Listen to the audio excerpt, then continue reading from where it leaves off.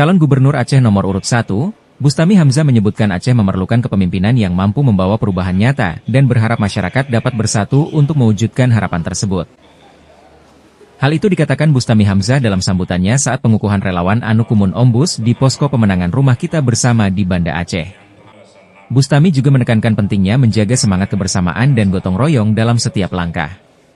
Pilkada 2024, menurut Bustami adalah momen penting bagi rakyat Aceh untuk memilih masa depan yang lebih baik. Bustami juga menyoroti beberapa isu penting yang perlu segera diselesaikan di Aceh, terutama di sektor pembangunan dan pendidikan. Bustami mengatakan, Aceh masih memiliki banyak pekerjaan rumah, termasuk penyelesaian pembangunan infrastruktur, peningkatan kualitas pendidikan, serta penciptaan lapangan kerja untuk generasi muda. Menurut Bustami banyak hal yang belum sempurna.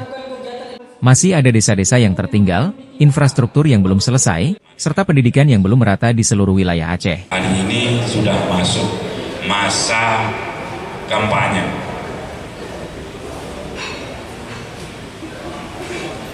Apa yang kita kampanyekan? Harapan baru Aceh.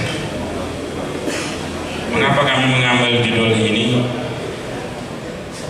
tema ini? Karena kami hanya mampu membuka harapan. Saya sendiri hanya mampu membuka harapan. Karena yang mewujudkan kenyataan tidak wajah-wajah milenial ini, wajah-wajah Anu Kumun. Ini yang nanti akan meneruskan. Kita hanya hari ini meletakkan fondasi untuk memperbaiki Aceh. Bustami memastikan kampanyenya bukan hanya sekadar janji-janji politik saja, tetapi mengajak seluruh masyarakat Aceh untuk bekerja nyata demi kesejahteraan bersama. Tim Liputan Aceh Video.